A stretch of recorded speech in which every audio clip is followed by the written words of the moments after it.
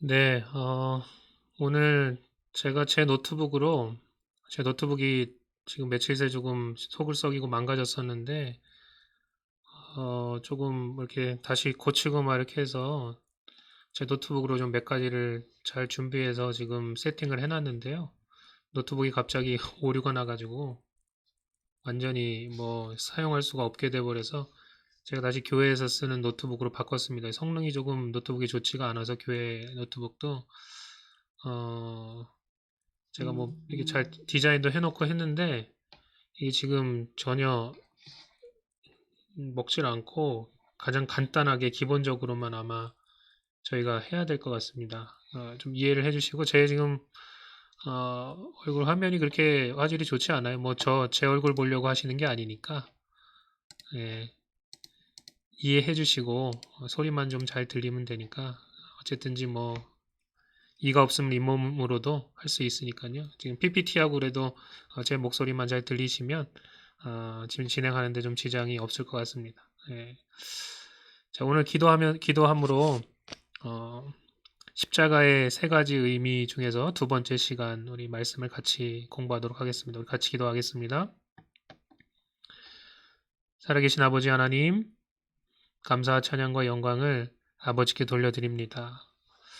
오늘도 우리가 이렇게 함께 모여 또 온라인으로 하나님의 말씀을 배우게 하심에 감사합니다.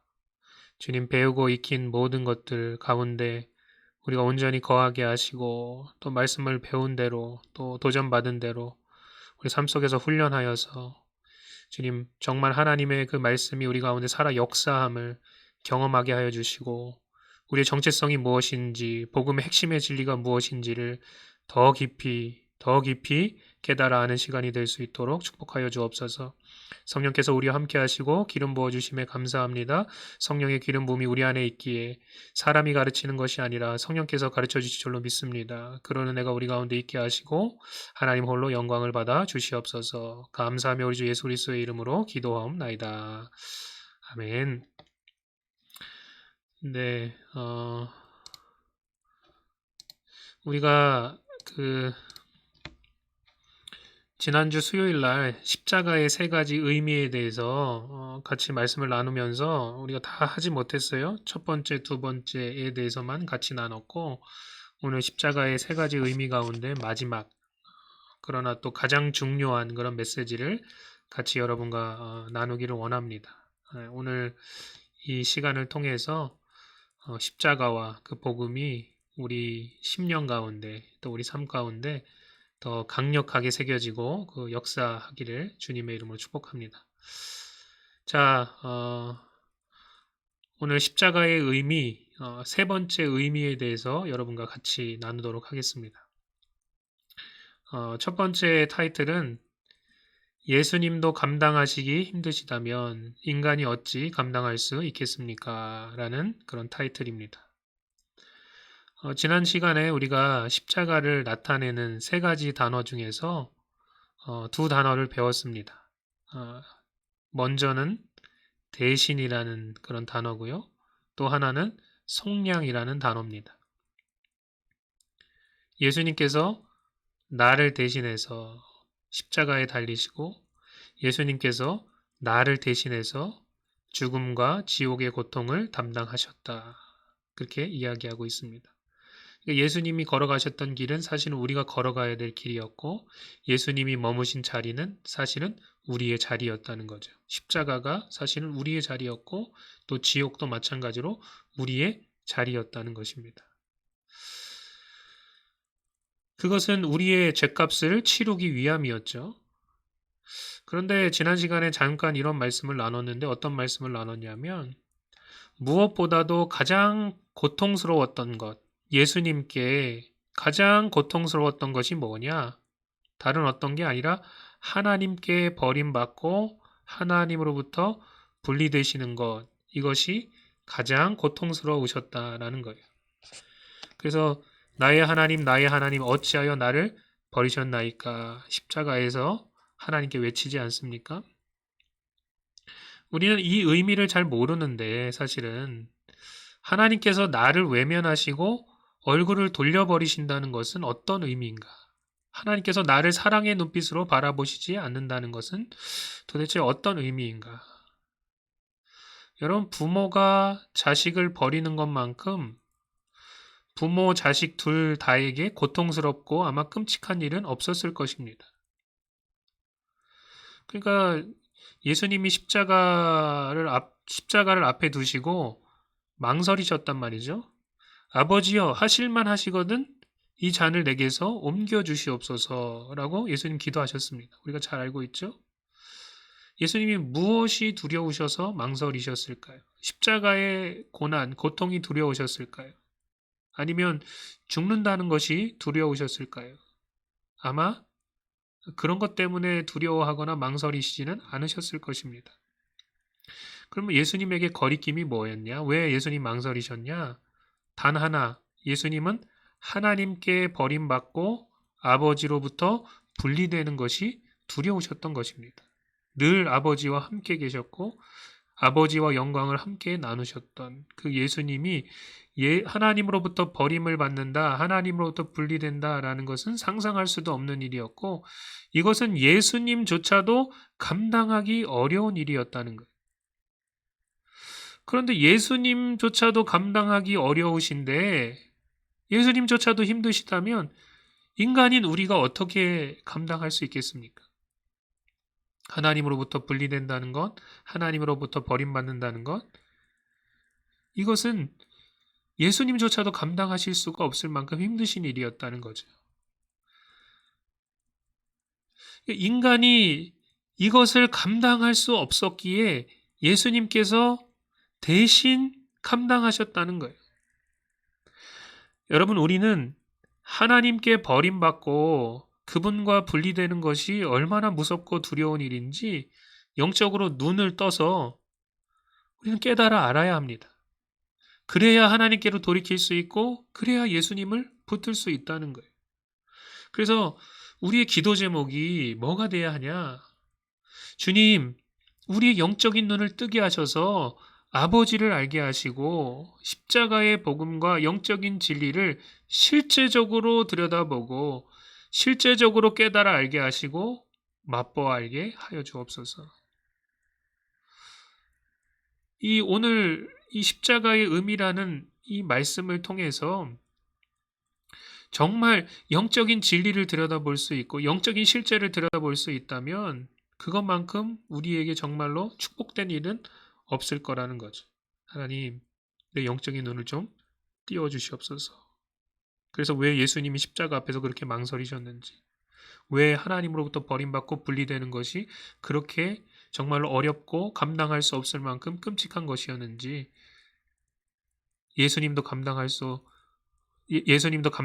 어려우셨는데 우리가 어떻게 감당할 수 있겠습니까?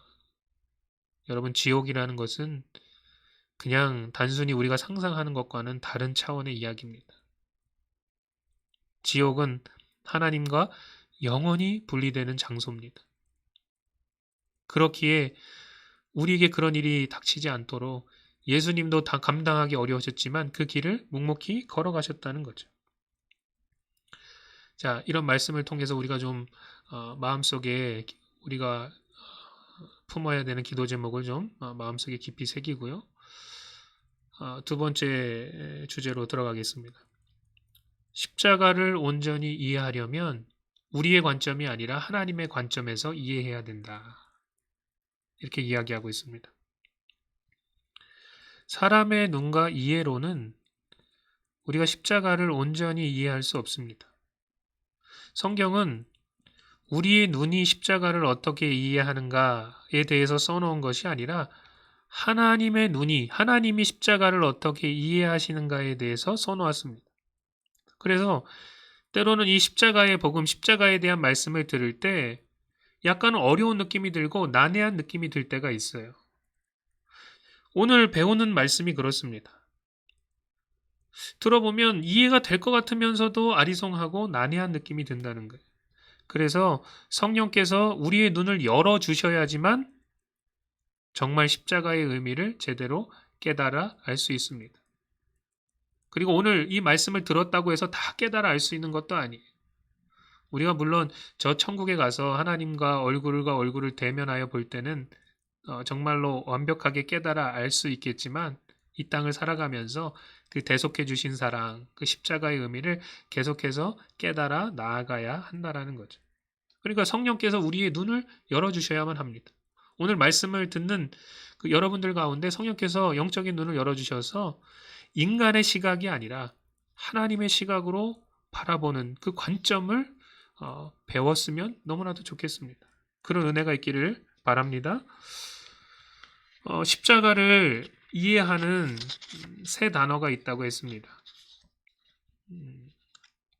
첫 번째는 대신이라는 단어였고요. 그죠? 대신 우리가 지난 시간에 배웠습니다. 두 번째는 속량이라는 단어였습니다. 그리고 십자가를 이해하는 한 단어가 더 남아 있습니다. 이것은 마지막 단어고 그리고 가장 중요한 단어입니다. 그 중요한 단어가 바로 뭐냐? 여러분 잘 들으십시오. 동일시라는 단어입니다. 동일시. 동일시가 뭐냐? 사전에 보면 이렇게 나와 있어요. 둘 이상의 대상을 동일한 것으로 취급하다라는 뜻이 있습니다. 둘 이상의 대상을 동일한 것으로 취급하다. 하나의 것으로 여기다. 그런 뜻이 있다라는 거예요. 십자가에서 어떤 일이 일어났는가? 라고 했을 때 하나님은 예수님과 우리를 그 십자가에서 동일시 하셨다는 거예요. 예수님과 우리를 동일한 것으로 취급하셨다는 거죠. 하나 된 것으로 여기셨다는 거예요. 더 쉽게 설명하면 예수님이 내가 되고 내가 예수님이 되었다는 뜻입니다. 그래서 예수님의 죽음이 나의 죽음이 되었다는 거예요. 조금 난해하죠? 먼저 이 부분에 대해서 구약을 가지고 한번 설명해 보겠습니다. 우리 구약을 가지고 한번 이해해 보겠습니다. 레위기 16장에 보면 대속죄일에 대한 내용이 나옵니다. 대속죄일. 이 대속죄일은 대제사장이 두 마리의 염소를 준비해서 제비를 뽑습니다. 그래서 첫 염소는, 제비가 먼저 뽑힌 염소는 백성의 죄를 속죄하는 제사를 위해서 쓰여졌습니다. 여러분 구약에 보면 뭐 제사 드릴 때 보면 염소가 많이 나오잖아요. 우리는 한국적인 개념에서는 염소가 다른 동물이라고 생각하는데 여러분 구약의 개념 또 이스라엘의 개념에서는 염소가 양과의 동물입니다. 그러니까 양과 같다라고 보시면 돼요. 염소가 뭐 이상하게 생각하거나 뭐 양과 다른 동물로 취급하는 것이 아니라 염소 자체가 양과의 동물입니다. 양하고 비슷합니다. 같은 동물이라는 거예요. 그러니까 두 염소가 준비됐는데 그 말은 두 양이 준비됐는데 그 첫 염소는 백성의 죄를 속죄하는 제사를 위해 쓰여졌다는 거예요. 한번 보십시오. 우리 같이 한번 읽어보겠습니다. 시작. 또 백성을 위한 속죄제 염소를 잡아 그 피를 가지고 장 안에 들어가서 그 수송아지 피로 행한같이 그 피로 행하여 속죄소 위와 속죄소 앞에 뿌릴지니 곧 이스라엘 자손의 부정과 그 범한 모든 죄를 인하여 지성소를 위하여 속죄하고 또 그들의 부정한 중에 있는 회막을 위하여 그같이 할 것이요 라고 그렇게 이야기하고 있습니다. 그러니까 이 염소 즉 양이 대신 피를 흘려서 죽이고 그 피를 속죄하는 제사에 썼다는 거죠. 그죠? 그 이야기를 하고 있습니다. 그래서 그것을 통해서 이스라엘 자손의 모든 부정과 그 범한 모든 죄를 속죄하였다는 이야기입니다. 첫 번째 염소는 그렇게 쓰임받고요. 그 다음에 그 다음 염소는 어떻게 했냐? 대제사장이 안수함으로써 백성들의 죄를 그 염소에게 전가시켰습니다. 그리고 그 염소를 끌고 가서 사람의 발길이 닿지 않는 광야에 내보내서 거기서 풀어놓았다는 거죠. 한번 보세요. 21절부터 보면 이렇게 나와 있습니다. 아론은 두 손으로 산 염소의 머리에 안수하여 이스라엘 자손의 모든 불의와 그 범한 모든 죄를 고하고 그 죄를 염소의 머리에 두어 미리 정한 사람에게 맡겨 광야로 보낼지니 염소가 그들의 모든 불의를 지고 무인지경에 이르거든 그는 그 염소를 광야에 놓을지니라 라고 이렇게 이야기합니다. 그러면 뭐 그 염소가 굶고 목말라 죽든지 아니면 뭐 낭떠러지에서 떨어져서 죽든지 아니면 야생 동물에게 먹혀 죽었겠죠, 그죠? 그러니까 이 대속죄일을 통해서 죄가 염소에게 전가되고 염소와 백성들이 동일시되었다는 거예요. 그래서 염소의 고통과 죽음이 이스라엘의 백성의 고통과 죽음이 되어서 이스라엘 백성들이 영적으로 살 수 있는 길이 이 대속죄일을 통해서 열리게 되었다는 거죠. 우리의 죄가 어린 양 대신 예수 그리스도께 전가되어서 십자가에서 예수님이 죄 덩어리가 되셨다는 거예요. 죄가 되셨다는 거예요. 하나님의 눈에 예수님은 십자가에서 죄 덩어리가 되었고 범죄한 인류와 동일시 되었습니다. 그래서 하나님의 진노와 저주가 그에게 쏟아부어졌다는 거예요. 고린도후서 5장 21절에 보면 이런 말씀이 나옵니다. 하나님이 죄를 알지도 못하신 자로 우리를 대신하여 죄를 삼으신 것은 우리로 하여금 저희 안에서 하나님의 의가 되게 하려 하심이라. 여기 보면 그 얘기가 나오죠, 그죠? 하나님이 죄를 알지도 못하신 자로 우리를 대신하여 죄를 삼으신 것은 예수님이 십자가에서 죄가 되셨다는 거예요. 그 이야기가 여기서 정확하게 나와 있습니다. 그러니까 십자가에서 예수님이 고통당하시고 예수님이 죽으셨는데 하나님의 눈에는 어떻게 보였냐? 예수님의 고통이 곧 우리의 고통이 되고 내 고통이 되고 예수님의 죽음이 곧 우리의 죽음이 되었다는 거예요. 십자가에서 예수님과 우리를 동일시하셨다는 거죠. 이스라엘 백성들이 대속죄일에 그 염소에게 안수하고 그래서 모든 죄를 그 염소의 머리 위에 쏟아붓고 그래서 그 염소를 광야로 내보냈던 것처럼 그래서 모든 죄를 담당하게 했던 것처럼 그 염소와 이스라엘 백성들을 동일시한 거죠. 그죠? 또 마찬가지로 첫 번째 염소는 죽여서 각을 떠서 피를 가지고 대제사장이 지성소로 들어가서 하나님께 속죄의 제사를 드림으로 이스라엘의 죄가 속죄되었다는 거죠. 이게 다 그 안에 동일시가 담겨 있다는 거예요. 우리는 이런 일들을 통해서 예수 그리스도의 십자가에서 예수님과 우리가 하나님의 눈에 동일시 되었다. 도대체 어떻게 이런 일이 일어날 수 있는가? 우린 질문하게 돼 있어요. 도대체 어떻게 이런 일이 일어날 수 있을까? 이게 영적인 이야기니까 예수님을 찾아갔던 니고데모가 그런 얘기를 하잖아요. 예수님이 거듭남에 대해서 이야기하실 때 영적인 이야기를 하시니까 아니 어떻게 이런 일이 일어날 수 있겠습니까? 라고 했던 것처럼 우리도 마찬가지죠. 그죠? 아리송하단 말이죠. 이게 이해가 될 것 같으면서도 이해가 되지 않는 아니 어떻게 이런 일이 일어날 수 있습니까? 우리가 이렇게 질문해 봐야 됩니다.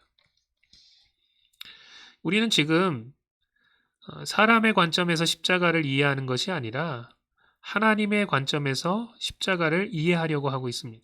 그죠? 그러니까 당연히 뭔가 좀 아리송하고 어려울 수밖에 없죠.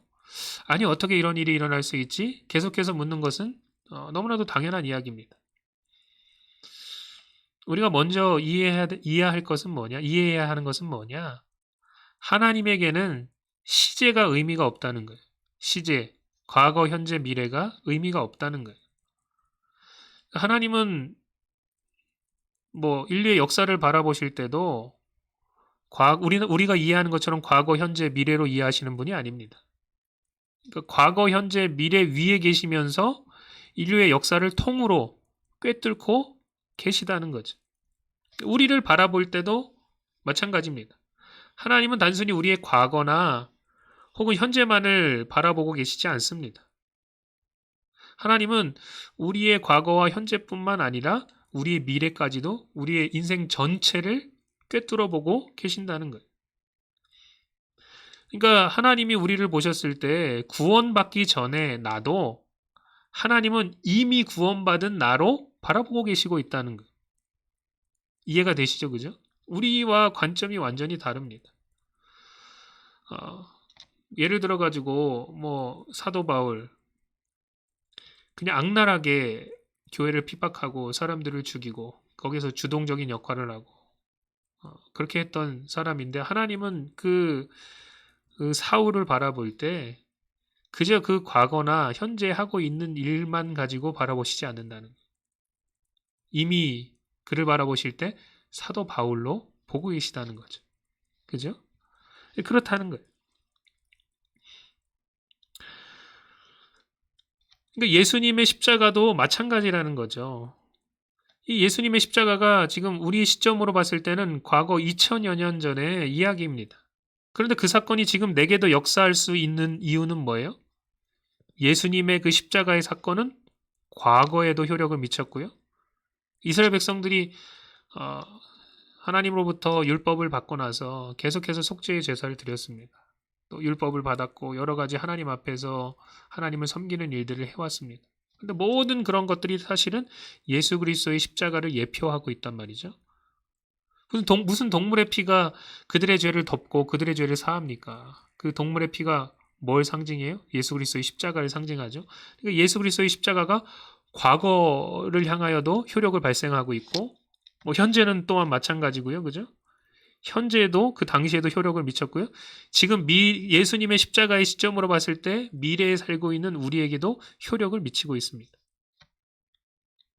그렇죠? 우리가 이런 관점에서 좀 이해할 필요가 있다라는 거예요. 우리는 지금 그리스도인으로서 잘 들으세요. 예수 그리스도를 믿고 예수님과 하나 된 사람들입니다. 그렇게 믿으십니까? 예수님과 하나 된 사람이 예수님이 내 안에 내가 주님 안에 그렇게 머물러 있게 된 사람들이라는 거예요. 그리고 하나님은 이미 여러분들을 창세전부터 알고 계셨고 이 하나님의 구원의 언약은 태초부터 마지막 종말에 이르기까지 계속해서 역사하고 있다는 거예요.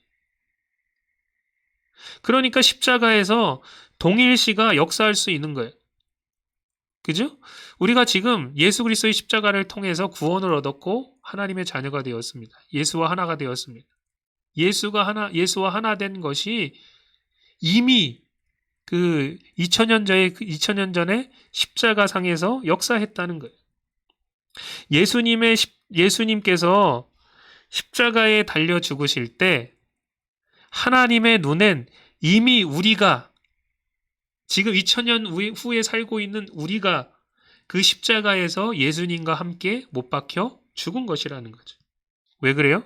예수님과 나는 하나이기 때문에 그렇습니다. 우리는 자꾸 시간별로 생각하지만 하나님은 그 시간 위에 계신다라고 하셨죠. 그러니까 그런 시간적인 개념이 하나님에게는 그렇게 큰 의미가 없다는 거예요. 예수님과 내가 하나 되었기 때문에, 내가 이미 구원을 얻었기 때문에 예수 그리스도의 십자가가 나에게 어떤 효력을 미치는가? 나와 예수님이 지금 하나 된 것이 그 십자가에서는 어떠한 그런 사건이 되었는가? 그런 것들에 대해서 우리가 잘 깨달아 알 필요가 있다는 거죠. 자, 이 동일시의 개념에 대해서 사도 바울은 로마서 6장 1절부터 11절에서 자세하게 설명하고 있습니다. 로마서 6장 1절에서 11절 말씀. 우리가 한번 먼저 1절하고 2절을 천천히 한번 읽어보겠습니다. 시작. 그런즉 우리가 무슨 말 하리요? 은혜를 더하게 하려고 죄에 거하겠느냐? 그럴 수 없느니라. 죄에 대하여 죽은 우리가 어찌 그 가운데 더 살리요? 지금 여기서 사도 바울이 뭐라고 얘기하고 있냐면 하나님의 은혜가 넘치니까 또 우리가 죄를 지으면 지을수록 하나님의 은혜가 더 크게 역사함으로 말미암아 우리를 구원시키니까 그럼 막 살아도 되겠네? 이렇게 생각하는 사람들이 있었다는 거예요. 그런데 이렇게 이야기하고 있죠. 은혜를 더하게 하려고 죄를 계속 짓고 죄 가운데 거하겠느냐? 그럴 수 없다는 거예요. 그러면서 예수 그리스도의 십자가를 얘기하고 있어요. 지금 예수님이 십자가에서 죽으셨는데 예수님만 죽은 게 아니라는 거죠. 2절에 보니까 그럴 수 없느니라 죄에 대하여 죽은 우리가 어찌 그 가운데 더 살리요? 우리가 이미 죄에 대해서 십자가에서 예수님과 함께 죽었다는 거예요. 계속해서 보세요. 3절 3절하고 4절 한번 같이 읽어보겠습니다. 시작. 무릇 그리스도 예수와 합하여 세례를 받은 우리는 그의 죽으심과 합하여 세례 받은 줄을 알지 못하느뇨. 그러므로 우리가 그의 죽으심과 합하여 세례를 받음으로 그와 함께 장사되었나니 이는 아버지의 영광으로 말미암아 그리스도를 죽은 자 가운데서 살리심과 같이 우리로 또한 새 생명 가운데 행하게 하려 함이니라 라고 이야기하고 있습니다. 여러분, 우리는 세례라는 것을 통해서 예수님과 하나가 되었는데 이 세례의 의미가 뭐냐? 세례라는 것의 의미가 뭐냐? 예수님의 십자가에서 예수님과 함께 죽었음을 고백하는 것입니다. 세례라는 게 그렇죠? 세례라는 게 예수님 당시에 또 세례 요한 당시에 어떻게 세례를 베풀었어요? 사람들이 강가 물가로 나아가서 물속에 완전히 잠겼다가 나오는 그런 의식을 베풀었죠. 그 이유가 뭐냐? 이 세례에는 가장 중요한 의미가 담겨져 있습니다. 그게 뭐냐? 내 옛사람이 예수와 함께 십자가에서 죽었고 물속에 들어갔을 때 죽었고 물속에서 다시 나올 때 우리는 거듭나고 예수로 말미암아 새 생명을 얻었습니다. 라는 의미를 갖고 있다는 거예요. 그러니까 이 세례라는 것은 우리가 예수님의 십자가에서 예수님과 함께 죽었음을 고백하는 거예요. 그리스도와 함께 합하여 세례를 받은 우리는 그의 죽으심과 합하여 세례받은 줄을 알지 못하느냐. 그의 죽으심과 합하여 세례를 받음으로 그와 함께 장사되었나니. 예수와 함께 죽었다는 얘기죠. 목사님, 나는 안 죽었는데요. 여러분의 시점에서는 안 죽었을지 모르지만 하나님의 시점에서는 죽었다는 거예요. 하나님이 예수 그리스도의 십자가를 바라보셨을 때 여러분이 예수와 하나 되었기 때문에 그 예수님이 죽으셨을 때 여러분도 죽었다는 거예요. 죽으려고 노력하는 게 아니고요. 이미 죽었다는 거예요. 예수님과 함께 여러분의 옛사람이 죽었다는 거예요. 자, 계속해서 보세요. 5절 보니까 만일 우리가 그의 죽으심을 본받아 연합한 자가 되었으면 또한 그의 부활을 본받아 연합한 자가 되리라. 우리가 예수님과 함께 죽었기 때문에 또한 예수님과 함께 살게 되었다는 거예요. 예수와 함께 살게 되었다는 증거가 뭐냐? 거듭남이라는 거죠. 이 거듭남이라는 것은 육적인 눈으로 판단할 수 없어요. 계산할 수 없어요. 육적인 눈으로 볼 수 없어요. 영적인 눈을 떠서 보았을 때 우리 안에 예수의 생명이 있는 것입니다. 내 안에 예수의 생명이 역사함으로 옛사람이 죽고 새 사람으로 다시 태어난 것을 말해요. 이것은 육적인 눈으로 판단하거나 볼 수 없기 때문에 우리의 이 육신의 눈으로 볼 수 없는 것입니다. 그러나 여러분, 바람이 보이지 않는다고 해서 우리가 느낄 수 없는 게 아니듯이 마찬가지로 거듭남도 마찬가지라는 거예요. 여러분이 거듭났다면 여러분 스스로는 알고 있다는 거예요. 내 안에 예수의 생명이 있는지, 정말 예수의 그 영적인 바람이 내 안에 들어와서 나를 변화시켰는지 안 변화시켰는지를 스스로는 안다라는 거죠. 그죠? 내 안에 계신 예수 그리스도의 생명이 역사함으로 말미암아 내가 나의 옛사람이 예수와 함께 십자가에서 죽었고 그리고 예수의 생명으로 예수님이 부활하실 때 우리가 새 사람으로 다시 태어났다는 이야기를 하고 있는 것입니다.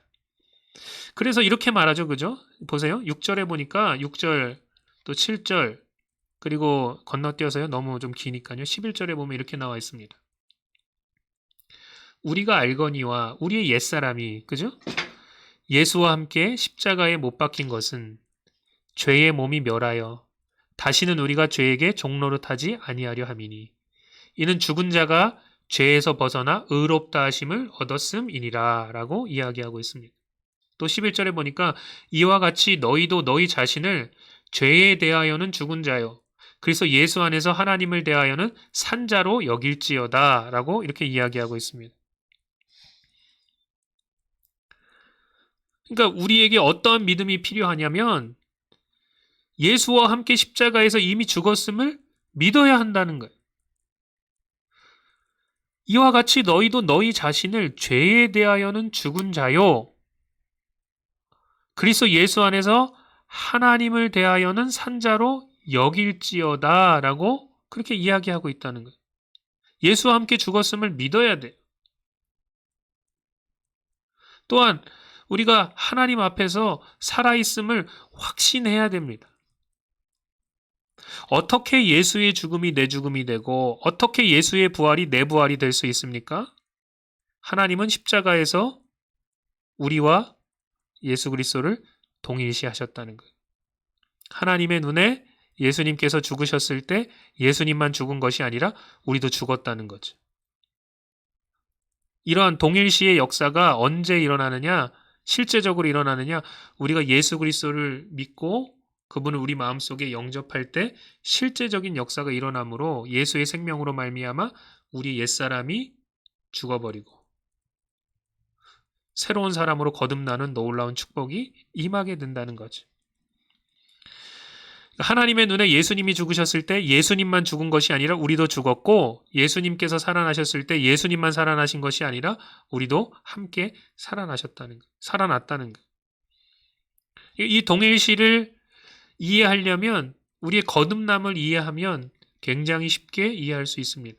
아, 하나님의 눈에 이렇고 정말 이 거듭남이라는 것을 통해서 동일시가 증명되었구나라는 것을 알 수 있죠. 그죠? 자, 골로새서 2장 12절 말씀부터 15절 말씀까지 한번 보세요. 여기 보면 이렇게 나와 있습니다. 너희가 세례로 그리스도와 함께 장사되고 또 죽은 자들 가운데서 그를 일으키신 하나님의 역사를 믿음으로 말미암아 그 안에서 함께 일으키심을 받았느니라. 또 범죄와 육체의 무할례로 죽었던 너희를 하나님께서 그와 함께 살리시고 우리의 모든 죄를 사하시고 우리를 거스르고 불리하게 하는 법조문으로 쓴 증서를 지우시고 제하여 버리사 십자가에 못 박으시고 통치자들과 권세들을 무력화하여 드러내어 구경거리로 삼으시고 십자가로 그들을 이기셨느니라 라고 그렇게 이야기하고 있습니다. 꼭 이 이야기를 설명할 때 세례라는 것을 통해서 사도 바울이 설명하고 있다는 거예요. 세례를 통해서 내가 예수와 함께 죽었습니다. 내가 예수와 함께 다시 살았습니다. 라고 증명하고 있다는 거예요. 그래서 여러분 세례의 의미라는 것은 아주 명확해요. 다른 어떤 것이 아닙니다. 세례의 의미는 뭐냐? 내가 십자가에서 예수와 함께 죽고 예수와 함께 살았음을, 예수와 하나 되었음을 믿는 것입니다. 그래서 세례를 받는 거죠. 그죠? 세례라는 것의 의미는 나의 옛사람, 하나님으로부터 분리되어서 하나님을 거부하고 하나님을 대적하고 내 멋대로 살았던 그 나의 옛사람이 예수와 함께 십자가에 죽었고 지금 나는 예수와 함께 부활해서 새 사람이 되었음을 드러내주는 표입니다. 그렇죠?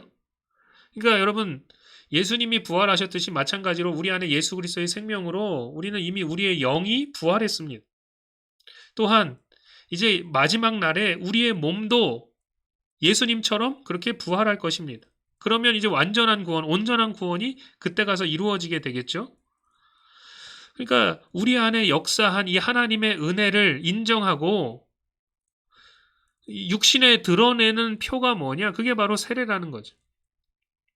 이 육적인 세례라는 것은 우리가 단 한 번 받아요. 그죠? 거듭남이라는 이 사건은 단 1회의 사건이기 때문에 그렇죠? 네. 한 번 거듭나면 우리는 하나님의 자녀로 다시 태어나게 됩니다. 그러니까 육적인 세례라는 것은 한 번 받아요. 또 여러분 잘 들으세요. 이 세례 안 받는다고 구원받지 못하는 건 아니에요. 거듭남이라는 게 더 중요하다는 거죠. 거듭나야 천국에 들어갈 수 있고 구원을 얻을 수 있는 거죠. 육적인 세례가 중요한 것은 아닙니다. 육적인 세례라는 것은 내가 영적으로 거듭났다는 것을 육적으로 드러내주는 표예요. 결혼도 마찬가지죠. 그죠? 어떤 부부가 같이 살아요. 그러나 중요한 것은 법적으로도 부부가 되었지만 실제적으로도 이제 부부가 돼야 되잖아요. 그죠? 예수님과 나는 실제적으로 연합한 관계가 되었지만 그러나 많은 사람들 앞에서 교회 앞에서 성도들 앞에서 세례라는 의식을 통해서 내가 하나님의 자녀가 되었음을 공포하고 그것에 대해서 기쁨을 같이 나눌 필요가 있다는 거죠. 그래서 세레모니가 필요한 거예요. 그러니까 세례를 안 받는다고 해서 구원을 못 받은 게 아니고 또 세례를 받았는데 뭔가 조금 어설픈 것 같고 뭐 나에게 세례를 준 목사가 뭐 마땅치 정말 뭐 좋은 목사가 아니기 때문에 나는 다시 세례를 받아야 되겠다.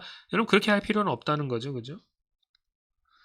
그런데 여러분, 이 세례라는 것의 의미가 굉장히 중요한데 계속해서 이야기하듯이 우리의 신앙이라는 게 도대체 뭐냐? 우리의 신앙이 뭐냐? 날마다 매 순간 세례를 기억하면서 내가 그리스도와 함께 죽었고 그리스도와 함께 살았음을 인식하는 거예요. 신앙이란 바로 그거라는 거예요. 내가 예수와 함께 죽었습니다. 또 지금 내가 예수와 함께 살고 있습니다. 내가 예수와 함께 살았습니다. 라는 것을 계속해서 기억하고 인식하는 거예요. 그래서 그 세례라는 그 의식이 비춰지는 그 형상이 굉장히 중요하다는 거죠. 내가 예수와 함께 죽었고 내가 예수와 함께 살았습니다. 여러분 우리가 잘 아는 말씀인데 갈라디아서 2장 20절 말씀 사도 바울의 고백이죠. 우리 모두의 고백이 되어야 됩니다. 우리 같이 한번 읽어볼까요? 시작. 내가 그리스도와 함께 십자가에 못 박혔나니 그런즉 이제는 내가 산 것이 아니요 오직 내 안에 그리스도께서 사신 것이라. 이제 내가 육체 가운데 사는 것은 나를 사랑하사 나를 위하여 자기 몸을 버리신 하나님의 아들을 믿는 믿음 안에서 사는 것이라 라고 그렇게 이야기하고 있습니다. 사도 바울이 이야기하고 있죠. 내가 그리스도와 함께 이미 십자가에 못 박혔다는 거예요. 못 박히도록 뭐 열심히 뭐 노력하는 게 아니고 하나님의 눈에 이미 예수님이 십자가에 못 박혔을 때 여러분도 같이 십자가에 못 박혔다는 거예요. 지금 사도 바울이 그 얘기를 하고 있는 거예요. 내가 그리스도와 함께 십자가에 못 박혔다는 거예요. 내가 죄에 대해서 죽었다는 거예요. 옛사람이 죽었다는 거예요. 세상을 향하여 죽었다는 거예요. 그런즉 이제는 내가 산 것이 아니요 오직 내 안에 그리스도께서 사신다는 거예요. 예수님이 내 안에 그 생명을 주셔서 내 거듭난 영이 예수님과 함께 내 속사람이 예수님과 함께 살아가고 있다는 거예요. 그러나 여러분 우리가 잊지 말아야 될 것은 우리가 여전히 완벽한 완전한 구원을 아직 받지 못했습니다. 왜 그래요? 우리가 여전히 육체 가운데 살아가고 있죠. 그죠? 우리가 이 육체 가운데 살면서 우리가 뭘 추구해야 되냐? 다른 어떤 거 추구할 게 아니고 나를 사랑하사 나를 위하여 자기 몸을 버리신 하나님의 아들을 위해서 살고 그분을 믿고 따르는 일을 위해서 살아가야 한다는 거지. 육체를 쳐서 복종시켜야 될 줄로 믿습니다. 사도 바울이 계속해서 그것을 이야기하고 있죠. 그죠? 네. 생각을 계속해서 새롭게 하고 어떤 생각입니까? 육이 주는 생각이 아니라 내 속사람 영이 주는 생각으로 내 마음과 생각을 계속해서 새롭게 바꿔 나아가고 이 마인드셋을 영적인 마인드셋으로 육적인 마인드셋이 아니라 영적인 마인드셋, 천국의 시민으로서의 마인드셋으로 바꿔 나아가는 게 우리의 신앙생활이라는 거예요. 그리고 우리의 육체는 계속해서 쳐서 복종시켜야 되는 거예요. 사도 바울이 나는 날마다 죽노라 했던 이유가 바로 거기에 있다는 거죠. 그것을 통해서 우리가 영적인 길로 걸어갈 수 있다는 것입니다. 자, 우리는 그리스도와 하나입니다. 십자가에서부터 하나님께서 우리를 예수와 함께 동일시하셨기 때문에 하나가 되게 하셨기 때문에 십자가에서부터 쭉 우리는 그리스도와 하나라는 거예요. 여러분 예수님이 이 땅에 오신 목적에 대해서 지난 시간에 같이 나눴습니다. 예수님이 이 땅에 오신 목적은 단순히 우리의 죄를 깨끗이 죄를 정결케 하시기 위해서 또 그 죄에서 건져주시기 위해서 구원하시기 위해서 오셨습니다. 그죠? 그러나 그것만을 위해서 오신 것이 아니라는 거예요. 그것에 대해서 우리가 마태복음에 나온 예수님의 이름으로 같이 설명을 했죠. 그죠? 예수님의 이름이 하나는 예수. 저가 자기 백성을 그들의 죄에서 구원할 자이심이라. 그러니까 죄에서 구원한다는 의미를 가지고 있는 예수라는 이름이 있고요. 또 하나는 임마누엘이라는 것을 통해서 예수님이 이 땅에 오신 목적이 드러났습니다. 임마누엘은 뭐예요? 하나님이 우리와 함께 계시다 함이라. 우리와 함께 하기 위해서 이 땅에 오셨다는 거예요. 그런데 이 함께 한다는 것을 생각할 때 우리는 어떻게 생각하냐? 그냥 옆에 있는 것 아니면 그냥 같이 사는 것을 의미한다고 우리는 생각을 해요. 그런데 여러분 성경이 우리에게 가르치는 바는 단순히 그 정도 수준을 이야기하고 있는 게 아닙니다. 그럼 뭘 성경은 이야기하고 있냐? 하나님이 우리와 함께 하신다는 것은 어떤 의미를 담고 있냐? 요한복음 15장 4절에 보면 이런 말씀이 나옵니다. 내 안에 거하라 나도 너희 안에 거하리라. 가지가 포도나무에 붙어있지 아니하면 절로 가시를 맺을 수 없음 같이 너희도 내 안에 있지 아니하면 그러하리라 라고 나와 있습니다.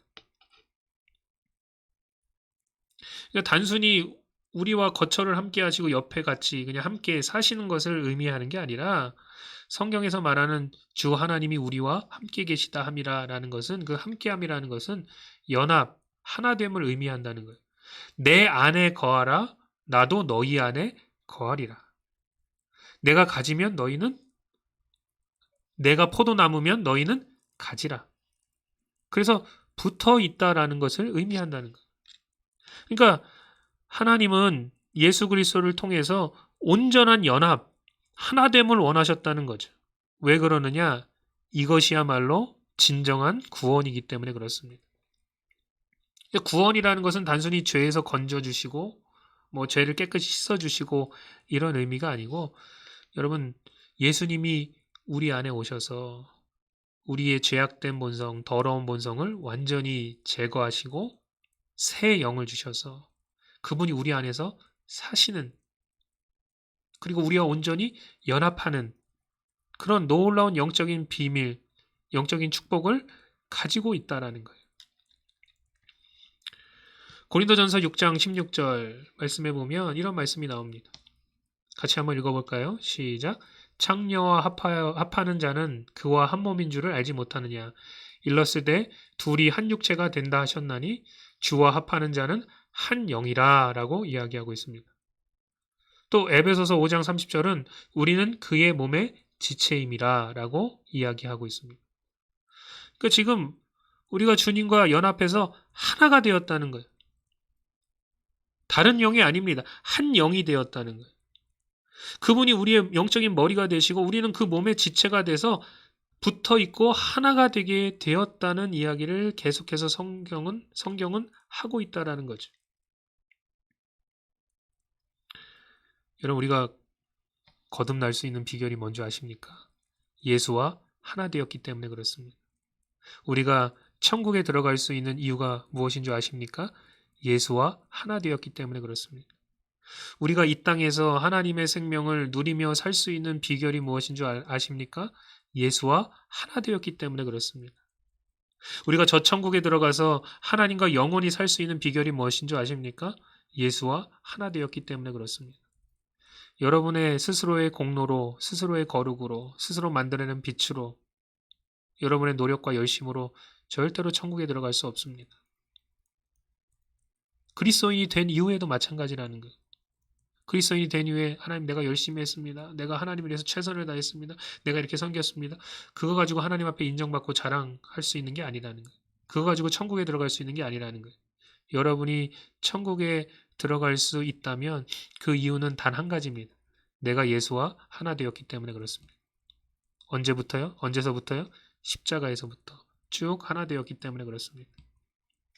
예수와 하나 되어서 십자가에서 함께 죽고 또 함께 살았기 때문에 우리가 주님의 것이 되었고 천국의 시민권을 소유한 그런 천국의 백성이 되었다라는 거죠. 그러니까 여러분 예수와 하나됨이 모든 것의 열쇠가 된다는 거예요. 십자가 그 대속의 자리에서 하나님의 눈에 예수와 우리가 동일시 되었다는 거예요. 그 하나됨의 신비가 십자가에서부터 온전히 이루어졌다는 거죠. 자, 예수와 연합한 자의 삶입니다. 우리 시선을 어디에다 두고 무엇을 추구하며 나아가야 되는가? 그것에 대한 이야기를 오늘 좀 하고 마치도록 하겠습니다. 에베소서 2장 4절부터 보면 이런 말씀이 나와요. 그럼 같이 한번 읽어볼까요? 시작. 긍휼이 풍성하신 하나님이 우리를 사랑하신 그 큰 사랑을 인하여 허물로 죽은 우리를 그리스도와 함께 살리셨고 너희는 은혜로 구원을 받은 것이라. 또 함께 일으키사 그리스도 안에서 함께 하늘에 앉히시니 라고 이야기하고 있습니다. 지금 보면 하나님께서 우리를 사랑하셔서 허물로 죽은 우리를 그리스도와 함께 살리셨다는 거예요. 그것까지 우리가 이제 배웠죠. 그죠? 아, 예수와 함께 죽었고 우리가 예수와 함께 살았습니다. 그것은 은혜로 된 것이라는 거죠. 그죠? 하나님의 은혜입니다. 선물입니다. 그래서 우리가 그 은혜로 말미암아 구원을 받았어요. 근데 여러분 거기서 그치는 게 아니라는 거예요. 성경은 거기서 그친 게 아니고 지금 더 이야기하고 있는데 뭐라고 이야기하고 있냐? 또 함께 일으키사 그리스도 예수 안에서 함께 하늘에 앉히시니라고 이야기하고 있습니다. 여러분, 이 사도 바울이 받았던 이 계시가 얼마나 놀랍고 위대한지 참 사람의 머리와 사람의 이해로는 정말 상상할 수 없는 계시와 놀라운 십자가의 그 비밀을 사도 바울이 깨달았습니다. 사도 바울이 깨달았기 때문에 지금의 교회가 존재하는 것이고 그리스도인들이 어떻게 살아가야 될지 무엇을 추구하며 무엇을 붙잡아야 될지를 깨달아 알 수 있는 길이 열렸다라는 거예요. 함께 살리셨고 해서 그친 것이 아니라 함께 일으키사 그리스도 안에서 함께 하늘에 앉히셨다는 거예요. 여러분이 지금 우리가 지금 육적으로 바로 여기에 앉아 있지만 우리의 영적인 자리는 어디냐? 바로 그 하늘 보좌 우편에 예수님과 함께 앉아 있다는 거예요. 놀랍지 않습니까? 왜요? 우리가 예수와 하나 되었기 때문에 그렇습니다.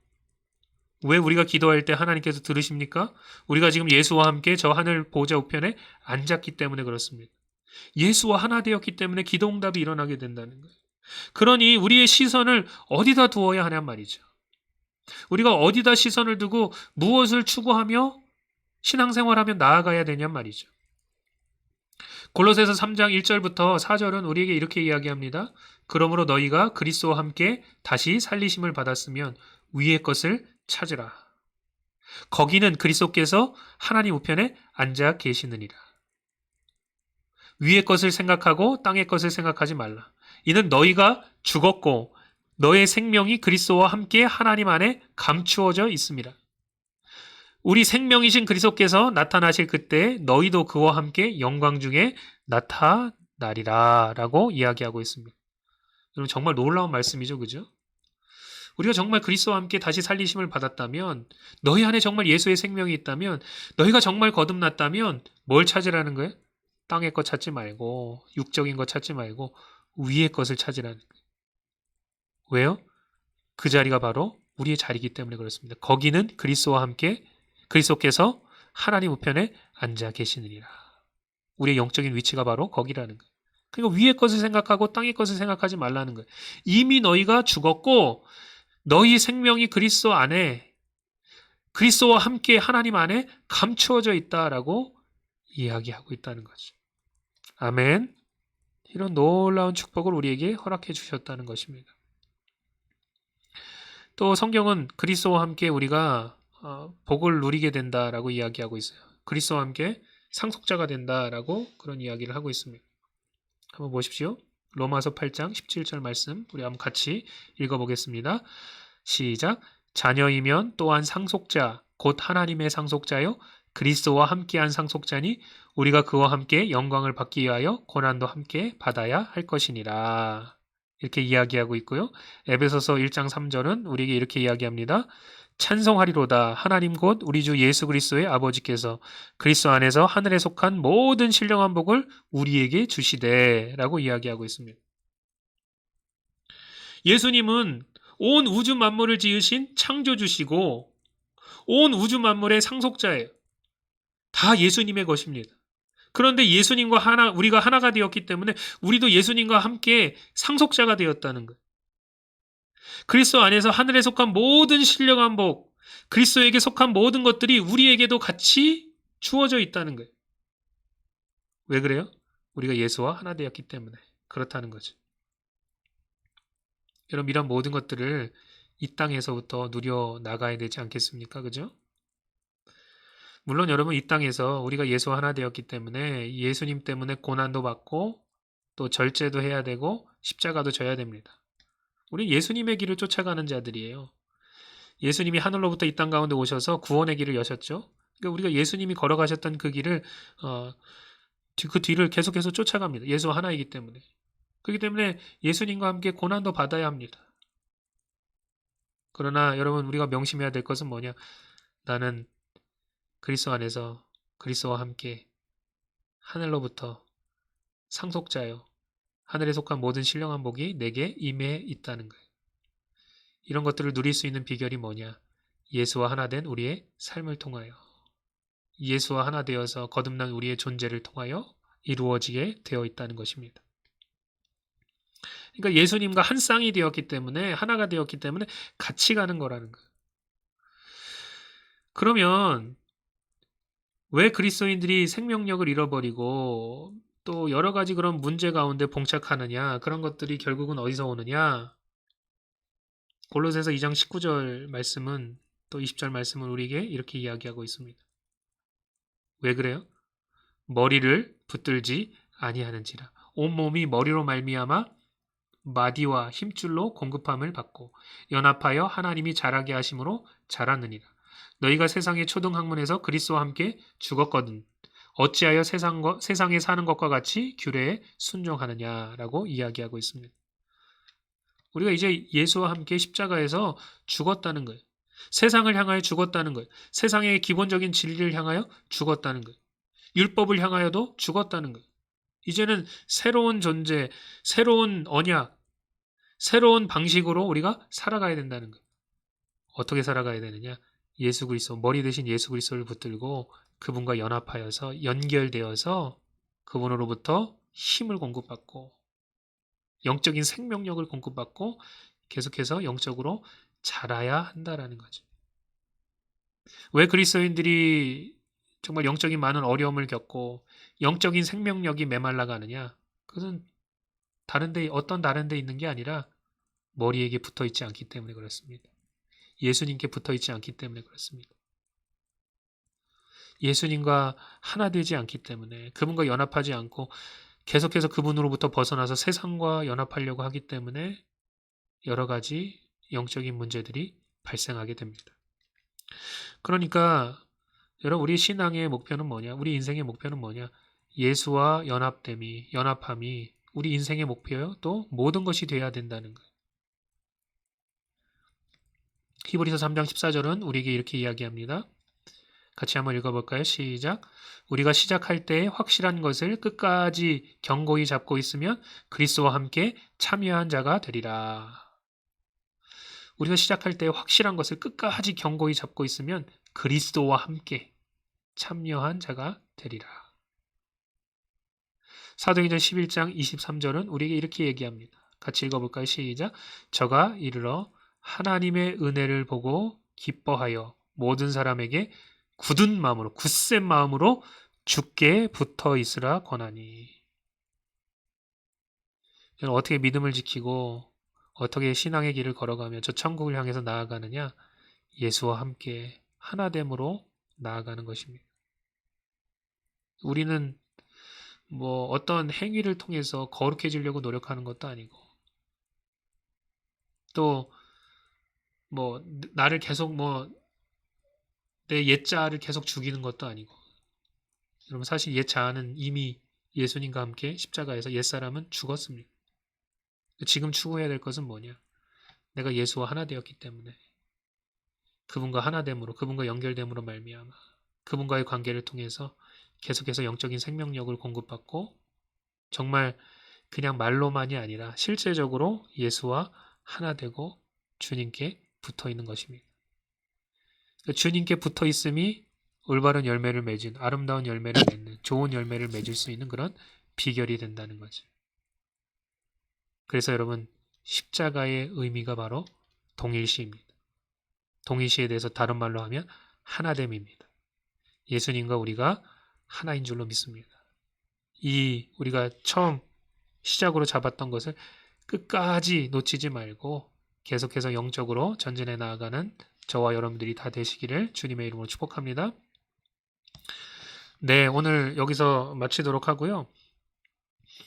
오늘 좀 말씀이 제가 생각할 때는 50분 정도 걸리겠다 그랬는데 조금 더 걸렸네요. 우리가 조금 시작을 좀 늦게 했습니다. 지금 컴퓨터 문제 때문에 오늘 좀 제가 굉장히 좀 당황스럽고 버벅대 가지고 시간도 조금 부족하고 그래서 좀 처음에 조금 제 스스로 좀 이렇게 진정이 돼야 되는데 진정이 되지 못하고 있다가 그래도 뭐 준비해 놓은 게 있으니까 그냥 이대로 그냥 조금 부족한 대로 좀 그냥 바로 시작해서 쭉 이어갔습니다. 뭐 어쨌든지 하나님께서 또 좋은 시간을 주셔서 잘 말씀 공부할 수 있었던 것 같습니다. 우리가 오늘 같이 이렇게 또 나눴는데요. 내일 모레 수요일 날 같은 시간 저녁 8시 미국 중부 시간으로 저녁 8시에 또 하나님의 말씀을 좀 같이 또 나눌 수 있는 그런 시간이 됐으면 좋겠고요. 그 다음에 혹시 저희 교인이 아닌데 들으시는 분들도 아마 계실 수 있습니다. 또 제 사역 가운데 하나가 또 말씀을 인터넷에서 계속해서 가르치는 사역이기 때문에 그래서 혹시 교재가 필요하신 분들은 오늘 이렇게 PPT에 정리된 그런 말씀이 필요하신 분들은 밑에다가 댓글을 다시면 제가 이메일로 보내드릴 수 있습니다. 바로바로 제가 뭐 확인하는 즉시 자료들을 보내드릴 수 있으니까 이메일로 댓글 달아주셨으면 좋겠고요.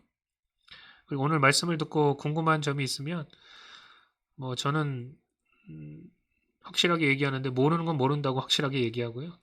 제가 알 수 있는 것들 또 성령님께서 깨닫게 해주시는 것들이 있으면 여러분들에게 또 궁금한 점들을 대답해 드릴 수 있도록 그렇게 하겠습니다. 오늘 공부하시면서 또 성령께서 깨닫게 해주신 진리가 무엇인지 또 뭐 댓글로도 나눠주시면 좋을 것 같고 아니면 뭐 카톡으로도 나눠주시면 좋을 것 같고 또 뭐 여러분 주변에 있는 그런 신앙의 동지들과 같이 참 이런 진리들을 오늘 우리가 배웠는데 참 중요한 진리구나라는 것을 깨달았습니다라고 입술로 같이 고백하며 나누게 될 때 여러분 입술로 계속해서 말하고 고백하는 게 참 중요해요. 예, 마음에 있는 것들을 입으로 말하게 돼 있거든요. 그러면 역사가 일어나게 돼 있습니다. 뭐 이런 것들에 대해서도 우리가 나중에 같이 말씀을 나누게 되겠지만 계속해서 선포하고 고백하고 나누십시오. 또 기도할 때 이러한 말씀들을 가지고 묵상하면서 하나님께 감사하다고 고백하시고 또 여러분의 믿음을 계속해서 고백하시면 그런 것들 가운데 입술의 열매가 여러분의 삶 속에서 맺혀지게 될 줄로 믿습니다. 오늘 감사드리고 또 좋은 밤, 또 좋은 날 되시기를 주님의 이름으로 축복합니다. 네, 이상 마치도록 하겠습니다.